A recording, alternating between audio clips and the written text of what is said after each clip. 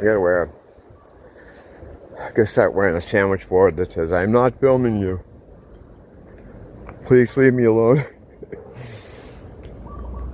I'm eating 7-0 right now. I'm having a 7-0 pill. Since I woke up this morning, this is, what is it? This is the first full one I've had. I had a half when I woke up. I'm having this one now. For all my talk of like weaning off and this is it, this is the last day, it's not getting me anywhere. Weird thing is like I put this all behind me like a month ago. I was off this stuff for 2 months. I don't know if people who checked in with me about the 7-0 stuff, I don't know if they know that, but I did videos about it, but I make so many fucking videos that it's hard to keep up. Yeah, I got out of it, and exactly how I did it, I'm not really sure. I think I just took less and less. It's so weird because whether you believe in it or not, or you think it's a real thing or not, there's a level of spellcraft involved here. It's spiritual, as is everything in our world. We live in a spiritual system of checks and balances. And this has the feeling of a spell. Like when I first started, when I came off it before, I felt like a lot of things opened up for me. Like, and within like a week, I was looking back on it like, holy shit, why was I even doing that stuff? Why did I let that become the central part of my life? Because it does, like any other addiction, it becomes the most important part of your day. Like it becomes everything that you're about. You know, like you wake up and you think, all right, well, before I can consider doing anything else, how's my, what's the status on this? What do I have for that? I did it for years and years. I did it with Percocets. I was really big into the Perc 30s, and Kratom got me off it, but not immediately. What happened is I tried a bunch of different stuff, but I was into the blue Perc 30s during the best time you could be into them, where they hadn't really caught on as like a phenomenon in the mainstream U.S. and they weren't really popular. It was still kind of like an underground thing. Underground in the sense that you didn't hear news stories about it, and it wasn't as many people were on it. You could still go to an ER and complain of something, and they'd give you some Percocet. Now you go in there and they'll give you Tylenol and tell you to beat it. The thing though, well, I don't want to get into that, but the point is, I have a lot of experience with this kind of thing. Now, the thing about the 7-0 that's so weird is it was presented to me as a Kratom product, and the people who at the store, they didn't know. They're just doing what what the company tells them, right? So it's like, I remember Nia coming home one day from the store, and with a bunch of samples, she's like, "Hey, they have a new Kratom pill. You want to try it?" And I'm like, "Yeah, I don't really like the pills, Now I've been taking Kratom daily in my coffee for, I don't know, 5 years. It kills absolutely any craving to go looking for any kind of drugs. It's great in that way. I probably don't need the Kratom anymore, but it's like I have that addictive personality. It's not even about the drugs sometimes. It's just about having things to do. Like I smoke a lot. I drink a lot of coffee. Kratom has just become woven in. I would like to get off it because, I don't know what all that plant material is doing to my fucking liver. Then again, the state of things, I don't know if that's super high on the list of things to be worrying about in current day. But but yeah, I was taking that, and then I got they brought the samples home. One fucking thought at a time, buddy. Nia brought the samples home, and I popped a couple of them, because usually, I don't take one of anything, no matter what it is, no matter what thing is presented to me. Had to make a careful circle around that. whatever's presented to me, I always like right away. I double up on whatever the dosage is. That's just how I'm made. So I took a couple of them, and I was like, "Holy shit, this is fucking awesome!" And oh, and it reminds me, this is probably a bad thing to talk about, but there's something called 7.0 plus pseudo, and it's fucking 3 times the strength. I only tried it once. I got a sample packet of like 6 of them from a store, not the regular store I go to, but one that we go to once in a while by university. And they had just gotten them in as samples. It's PSUDO. It's some kind of pseudo something or other, you know, a pseudo, I don't know. I'm not even going to attempt to say it. But it's fucking intense. It's intense. I'm glad they don't sell that over by me, because that's what I would be hooked on. So I tried these pills. I'm like, wow, this is great. And then the next day I was down there getting some. And when I first started getting them, they were outrageously expensive. Outrageously expensive. They went down over time, but hold on a second, I'm just lighting this. Excuse me. So I knew almost immediately that this was too good to be true, because it felt like Percocet. Same exact feeling. The only thing I don't get is the kind of, with Percocet you get this kind of itchy kind of feeling. You don't get this with this, but you do get the brain and body high, definitely. So that's when I started looking into it, and that's when I realized that it doesn't have anything to do with kratom. It's one of the alkaloids in kratom that makes you high, that goes into your opioid receptors.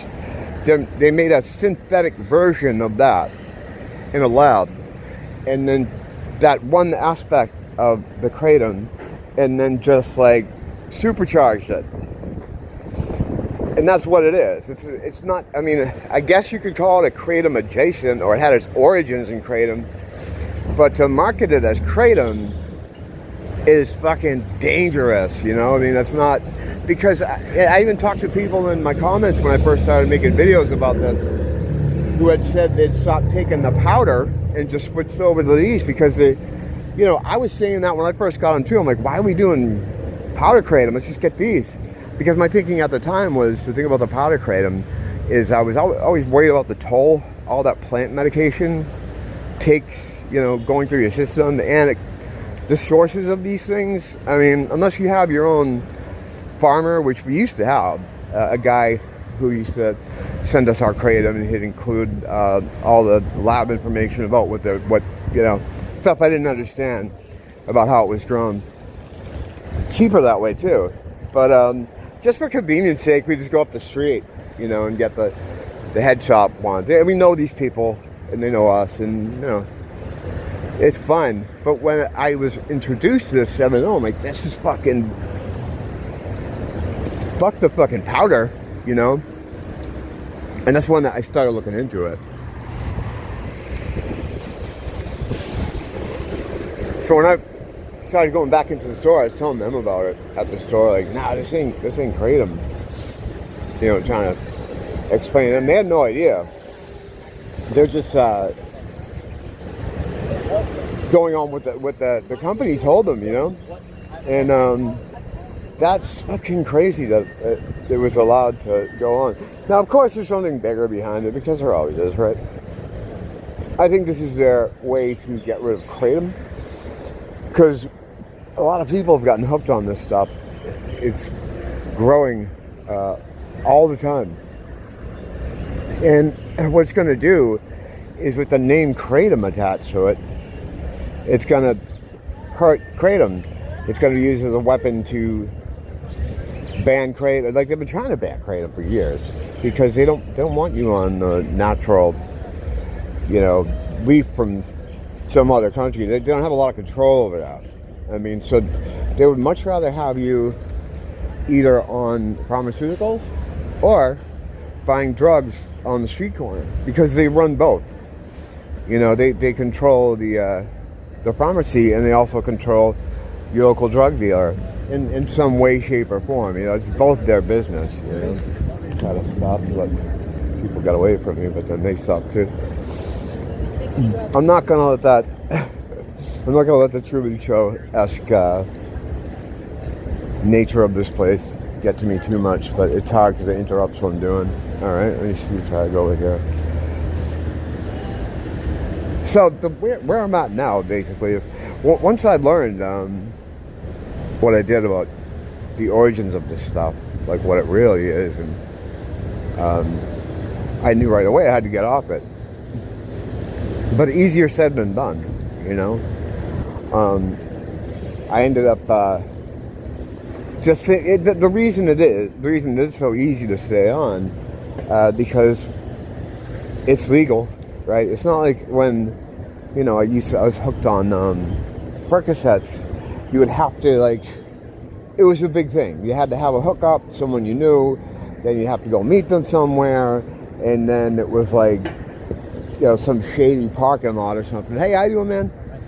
And you always, like I've said before, you'd end up in a place you don't normally go, with people you wouldn't normally talk to, at a time you wouldn't normally be out. Like in pursuit of looking for, not even just pills, just any kind of drug that I've done over my lifetime, you get put in these fucking weird situations. And you're like, what the fuck am I doing here on this couch at 4:50 in the morning with these two prostitutes and this Guatemalan guy who's keeps unloading and loading his gun? Yeah, how'd I get here? You know, absolutely, those are the kind of situations you find yourself in after a while with look at the drugs. But so I knew I had to get off it, but it being legal, I just walk up to the end of my street and hand over cash, and I have them. And as soon as you take them, it's like within, I don't know, 5 minutes you start feeling the effects of it. It's very strong. It's, you know, man, it's just as strong as the blues of the blue Percocets. Now I've heard different claims about how strong they are, how much more powerful they are than morphine, allegedly. I've always found morphine to be kind of weak. You know, I had a friend that was, I almost said subscribe to morphine, who got him. He'd give me some sometimes, and I don't know. It wasn't like the perks. The blue perks were like the best ones. Those were ones that, like, I'd always snort them. I'd crush them up and snort them. It was horrible. It was horrible. I've always kind of been like a drug guy, though. It goes along with my with everything else I'm into, you know. But as I've gotten older, I've wanted to kind of stay off most stuff and use things sparingly. Usually in a celebratory kind of environment. You know, someone will come in from the North Shore I haven't seen in a while, and they'll have, you know, something to smoke. I'll smoke with them, and I mean, I'll, you know, whatever you got, basically, as long as it's not too crazy. I've never done anything intravenously, you know, and I don't drink because out of all the shit, right, out of all the stuff, different drugs you can do, the stuff that affected me the most and also hurt me the most is alcohol. I just, and the reason that is, I mean, spirits, you know, when you get drunk, you may have had that situation where, what they call blackout drunk, where you have no memory of what you were doing, and yet you were walking around talking and doing things. That's because your vibrational frequency got low enough so that one of the many entities that are surrounding you right now, not to be, you know, not to make anyone paranoid, but they're everywhere. I mean, these things are fucking everywhere, all around. They're just waiting for you to get low enough so they can jump in like a taxi cab, and they take the wheel. And that's what happens. So that would happen to me a lot. I was susceptible to that. And I made some of the worst decisions ever through alcohol. And the thing is, when you pair up alcohol with other drugs, like I went through a period where I was just big into cocaine in the early part of the century, when I was working the most in music, playing all the time or doing gigs or just hanging out with my band. I'm not a naturally sociable guy, so that's where alcohol comes in.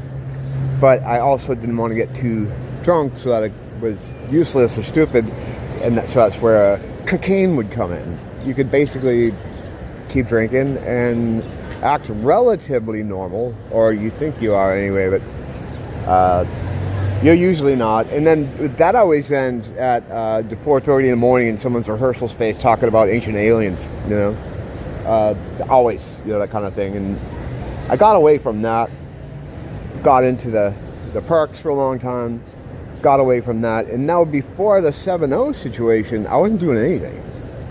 I mean, nothing, just to powder kratom for years. I mean, I just said earlier, like, yeah, if someone comes in from out of town, but I can't even remember the last time that happening. Maybe, I mean, it was before COVID for sure that I did any like illicit kind of street drugs.